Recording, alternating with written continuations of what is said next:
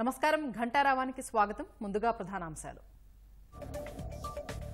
Rushikonda palace పై శాసన మండలిలో వాడివేడి చర్చ. అనుమతులు లేకుండా భవనాలు కట్టారని మంత్రుల ఆగ్రహం.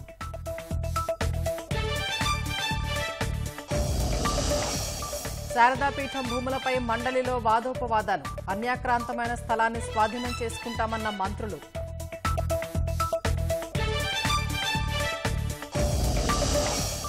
మహాకుట్రతోనే చంద్రబాబుపై కేసు పెట్టారన్న కోటంరెడ్డి. పివి రమేష్ వాంగ్మూలాన్ని మార్చడంపై విచారణకు వినతి.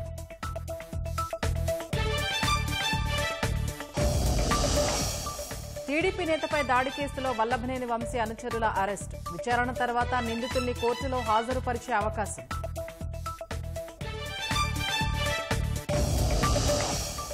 G20 సదస్సులో సభ్య దేశాల అధినేతలతో మోదీ చర్చలు. ఆర్థిక, వాణిజ్య, సాంకేతిక రంగాల్లో సహకారంపై సంప్రదింపులు.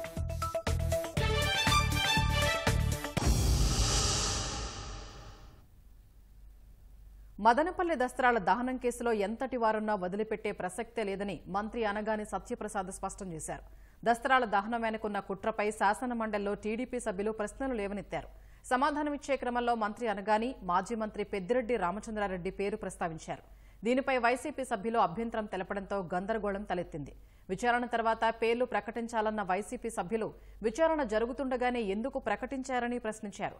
అయితే సీఐడీ దర్యాప్తులో తెలిపిన అంశాలనే తాను సభలో చెబుతున్నానన్న మంత్రి అనగాని దోషుల్ని వదిలిపెట్టబోమని తెలిపారు.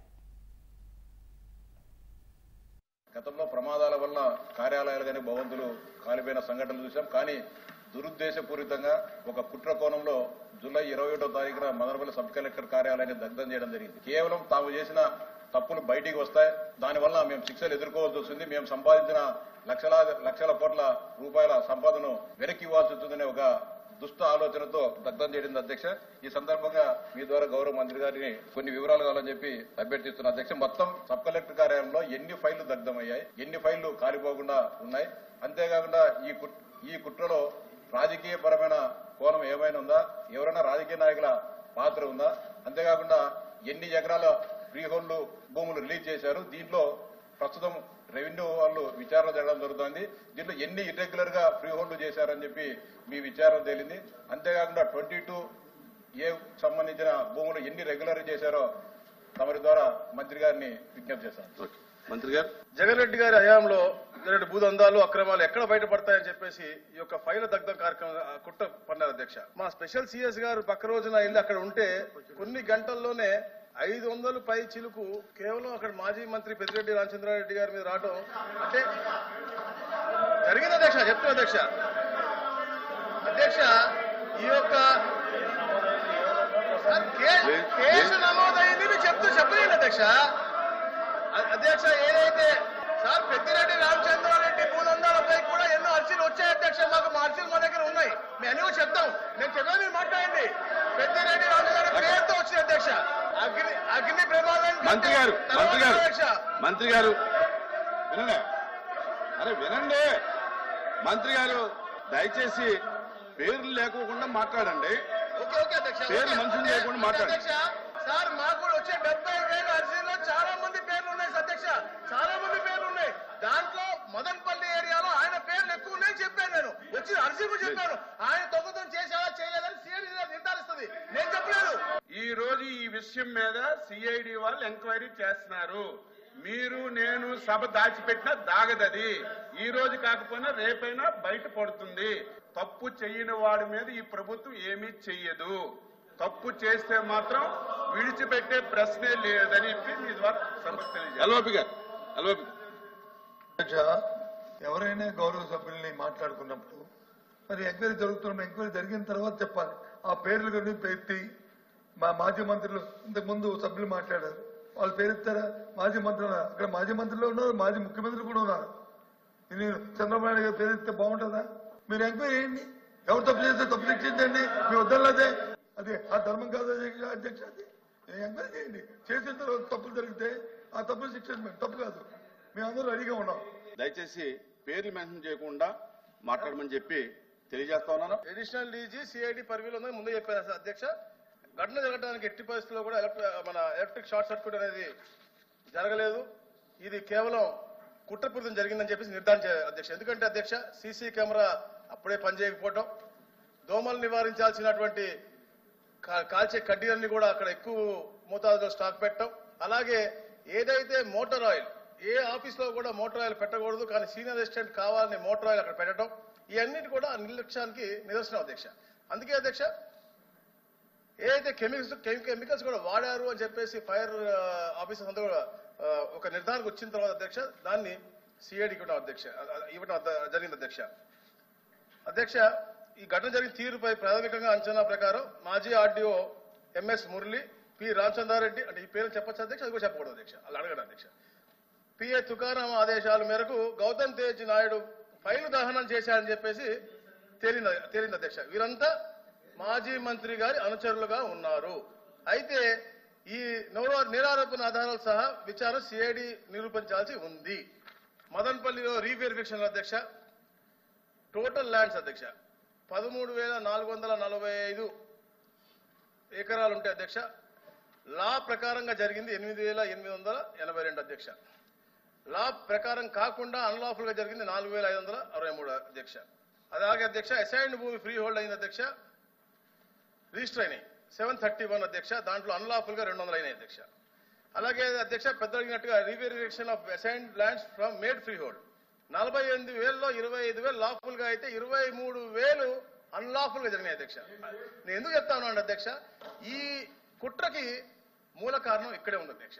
ఏదైతే అన్లాఫుల్ గా చేశారో అవన్నీ బయటపడతాయని చెప్పేసి ఒక దురుద్దేశంతో ఇవన్నీ లింకులు కట్ చేయాలని చెప్పేసి సాక్ష్యాన్ని బూడిద చేశారు అధ్యక్ష. తప్పకుండా ఏదైతే బూడిద చేసినా కూడా మా కూటమి ప్రభుత్వం పటిష్టంగా ఉంది, మా అధికారులు పటిష్టంగా పనిచేస్తా ఉన్నారు, మా అధికారులు కూడా అక్కడికి వెళ్ళారు. తప్పకుండా సాక్షులను పట్టుకుని ఆ బూడిద నుంచి కూడా బయటకు తీసుకొస్తారు అధ్యక్ష. ఏదైతే 2,443 ఫైల్స్ దగ్ధమైనాయో బ్యాక్వర్డ్ ఫార్వర్డ్ ఇంటిగ్రేట్ చేసుకుని అన్ని ఫైల్స్ కూడా రిట్రీవ్ A to Z అన్ని కూడా రిట్రీవ్ చేశాం అధ్యక్ష. దాంట్లో ఉన్న దోషులు ప్రతి ఒక్కరిని కూడా వాళ్ళు చెప్తా ఉన్నారు, పేరు చెప్పొద్దని, కానీ తప్పకుండా ప్రతి ఒక్క దోషుల్ని కూడా రాబోయే రోజుల్లో మా సిఐడి అరెస్ట్ చేస్తుంది అధ్యక్ష. థ్యాంక్ యూ అధ్యక్ష.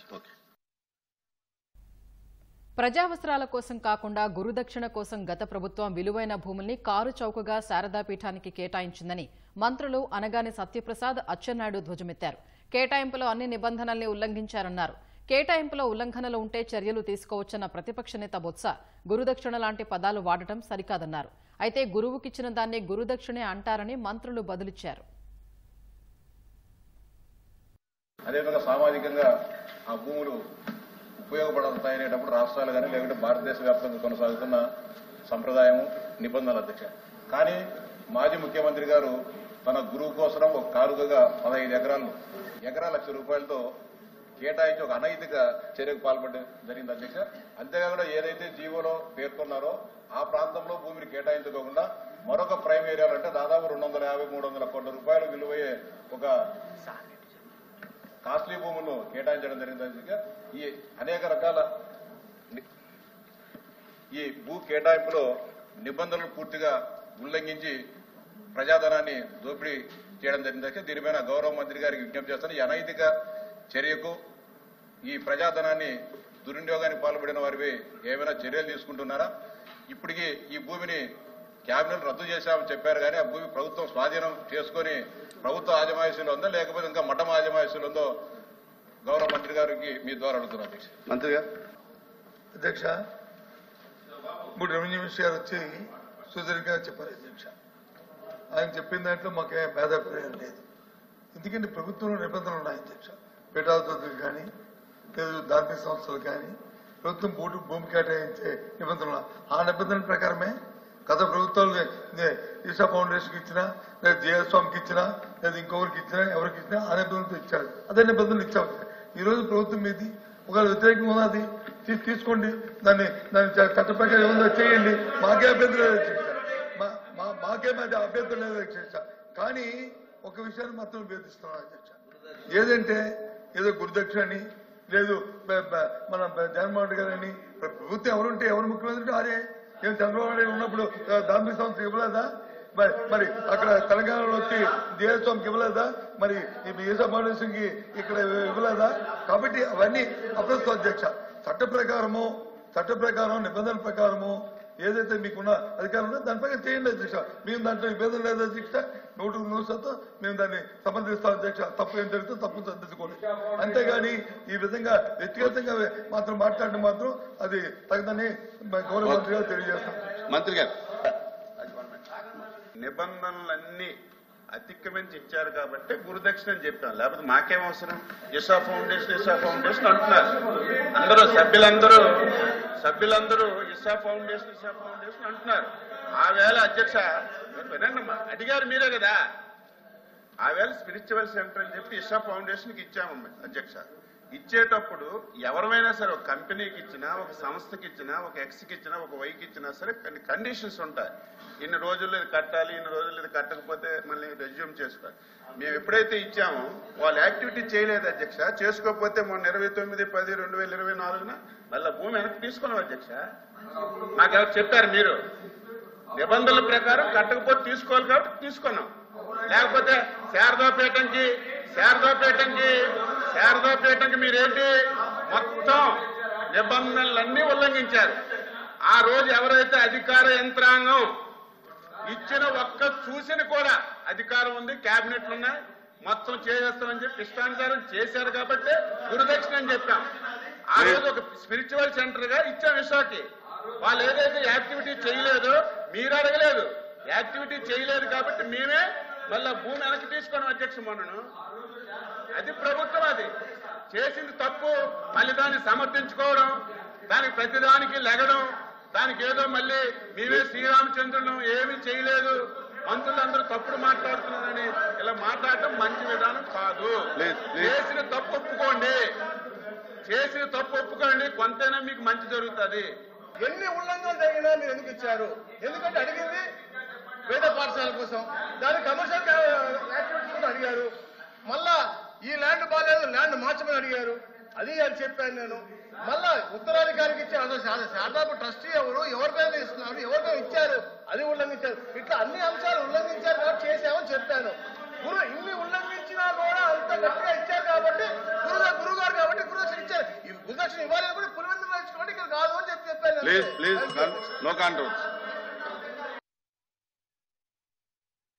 వరదల వల్ల నష్టపోయిన ప్రతి రైతుకు పరిహారాన్ని తప్పకుండా అందిస్తామని వ్యవసాయ శాఖ మంత్రి అచ్చెన్నాయుడు వెల్లడించారు. వరద నష్టంపై శాసన మండలిలో ఎమ్మెల్సీల ప్రశ్నలకు అచ్చెన్నాయుడు సమాధానమిచ్చారు.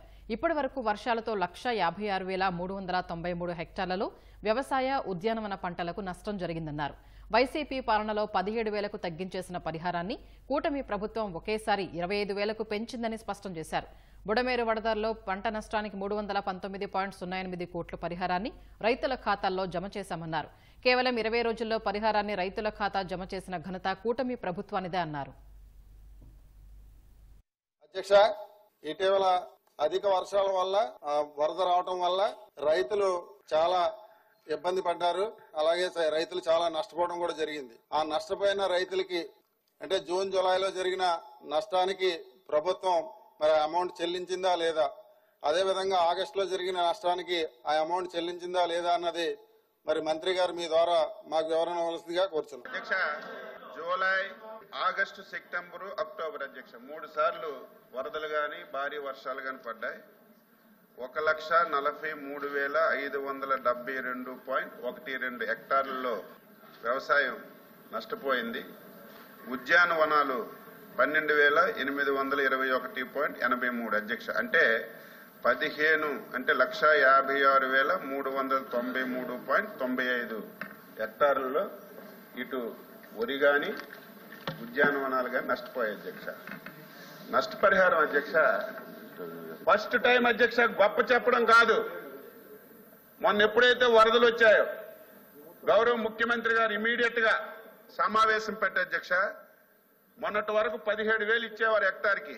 ఈరోజు వరి, వేరుశెనగ, పత్తి మరియు చెరకు పంటలకు 17,000 నుంచి 25,000 రూపాయలు ఒకేసారి పెంచాం అధ్యక్ష. 25,000 రూపాయలు. అదేవిధంగా ఇతర పంటలకి 15,000 రూపాయలు ఈరోజు ఇన్పుట్ సబ్సిడీ ఇస్తున్నాం అధ్యక్ష. మొన్న ఏదైతే ఆగస్టు, సెప్టెంబర్ నెలలో బుడమేరు గాని ఈ ప్రాంతం అంతా భారీ వర్షాలు వచ్చి నష్టపోతే 25 రోజుల్లో మొత్తం ఎన్రోల్మెంట్ చేయించి 319.08 కోట్ల రూపాయలు డైరెక్ట్ గా 20 రోజుల్లోనే రైతులు ఖాతాలు వేసిన ప్రభుత్వం అధ్యక్ష. ఇది డైరెక్ట్ గా వేసాం. ఈ రోజు ఇంతకంటే ఇంకొక విషయం, ఇంతవరకు అధ్యక్ష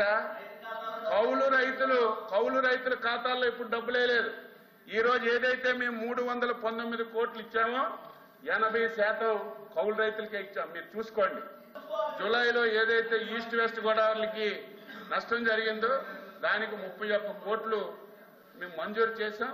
ఒక 4-5 రోజుల్లో వాళ్ళ అకౌంట్లో కూడా వేస్తాం అధ్యక్ష. మళ్ళీ అక్టోబర్లో రాయలసీమలో వర్షాలు పడ్డాయి, ఒక 14 కోట్ల నష్టం జరిగింది, అది కూడా మంజూరు చేశాం. వీలైనంత తొందరగా వేస్తాం అధ్యక్ష. ఎప్పుడైనా సరే జరిగిన 20 రోజుల్లో నష్టపరిహారం ఇచ్చిన సందర్భాలు లేవు. గతసారి 17,000 ఉంటే హెక్టార్కి 15,000 చేశారు. మేము 17,000 ఉంటే 25,000 చేశాం. దట్ ఈజ్ రైతు ప్రభుత్వం, that is Chandrababu Naidu, that is NDA government. Immediate గా నష్టపరిహారం ఇచ్చాం. ఇంకా ఇవ్వాల్సింది కూడా తొందరగా ఇస్తామని మీ ద్వారా ఈరోజు సభ్యులందరికీ, మీ ద్వారా రాష్ట్రంలో ఉన్నటువంటి రైతులందరికీ తెలియజేస్తున్నాం. స్కిల్ డెవలప్మెంట్ కేసులో కుట్రపూరితంగా చంద్రబాబును అరెస్టు చేశారని తెలుగుదేశం ఎమ్మెల్యే కోటమిరెడ్డి శ్రీధర్ రెడ్డి శాసనసభలో అన్నారు.